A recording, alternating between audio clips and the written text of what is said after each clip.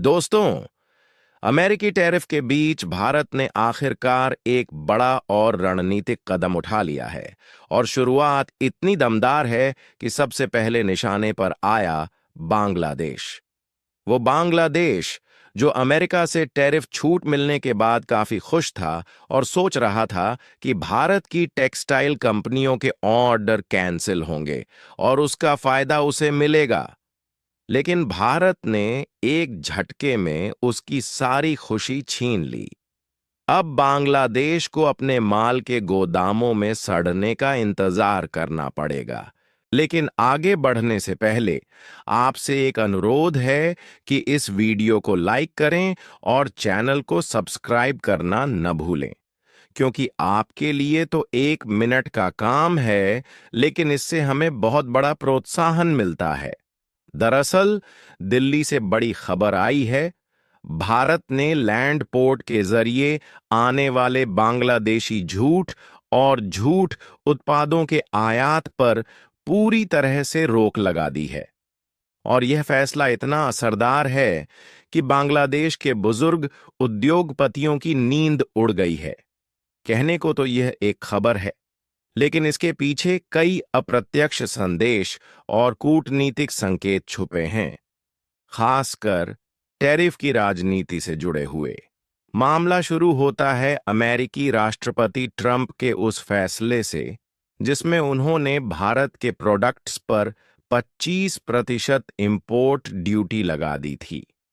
इसके बाद भारत के कई ऑर्डर कैंसिल होने लगे और अमेरिकी ब्रांड्स ने दबाव बनाया कि भारतीय कंपनियां अपनी मैन्युफैक्चरिंग अमेरिका में शिफ्ट करें। वहीं आने वाले समय में भारत पर 25% और टैरिफ लगने वाला है। चूंकि अमेरिका भारत का एक बड़ा व्यापारिक पार्टनर है जिसके साथ सालाना लगभग 131 अरब डॉलर का व्यापार होता है, इसका असर गहरा होना तय था। लेकिन भारत ने अमेरिका में मैन्युफैक्चरिंग बढ़ाने के बजाय दूसरा रास्ता चुना। कारण साफ है, अमेरिका में उत्पादन करना महंगा सौदा है, क्योंकि वहां की लेबर कॉस्ट ज्यादा है। ऐसे में प्रोडक्ट की कीमत बढ़ेगी और मार्केट में प्रतिस्पर्धा घटेगी।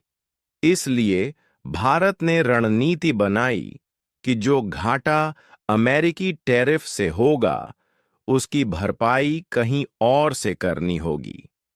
और इस प्लान का पहला शिकार बना बांग्लादेश। के मुताबिक भारत ने बांग्लादेश से आने वाले जूट फैब्रिक, प्रोसेस्ड और अनप्रोसेस्ड जूट की रस्सी, बोरे, थैले सबके आयात पर लैंड रूट से बैन लगा दिया है।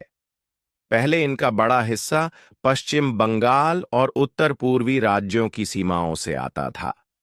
बांग्लादेश की अर्थव्यवस्था में जूट का बड़ा योगदान है।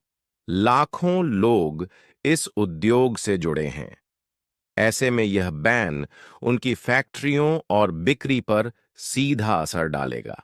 साल 2024 में भारत का बांग्लादेश को एक्सपोर्ट करीब 9 अरब डॉलर था और बांग्लादेश से भारत में आयात लगभग 1.57 अरब डॉलर का। भारत हर साल लगभग 266 मिलियन डॉलर का जूट और उससे जुड़े उत्पाद आयात करता है, जिसमें बांग्लादेश की हिस्सेदारी करीब 78% है।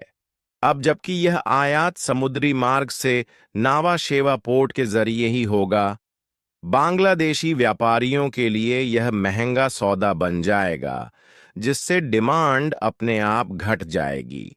भारत का कहना है कि बांग्लादेश सरकार अपने जूट उत्पादों को सब्सिडी देकर सस्ते में बेच रही थी, जिससे भारतीय किसानों और उद्योग को नुकसान हो रहा था।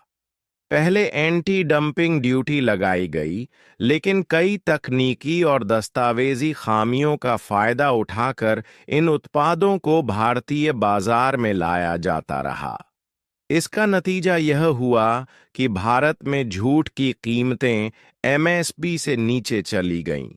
कई मिलें बंद हुईं और मजदूरों का रोजगार खतरे में आ गया। यानी भारत ने बांग्लादेश के खिलाफ एक आर्थिक और रणनीतिक चाल चली, जिससे वह खुद अपने झूठ उत्पादों का निर्यात बढ़ाकर फायदा उठा सके। अब बांग्लादेश अमेरिकी टैरिफ में राहत पाकर भी भारत के इस कदम से परेशान है, जबकि भारत 50% तक के टैरिफ का सामना करते हुए भी अपनी अर्थव्यवस्था को बचाने और एक्सपोर्ट बढ़ाने की राह पर है। और अब तो हालात ऐसे हैं कि भारत में अमेरिकी प्रोडक्ट्स और कंपनियों के बहिष्कार की मुहिम भी शुरू हो चुकी है। आपको क्या लगता है, अमेरिकी प्रोडक्ट्स का बहिष्कार सही कदम है या नहीं? अपनी राय हमें कमेंट में साझा करें। वीडियो को लाइक करें और इसे अपने दोस्तों तक शेयर करना न भूलें। ऐसे ही और ज्ञानवर्धक वीडियो देखने के लिए चैनल को सब्सक्राइब करें और बेल आइकन को ऑल दबाना न भूलें। तो फिर मिलते हैं अगली वीडियो में। जय हिंद दोस्तों।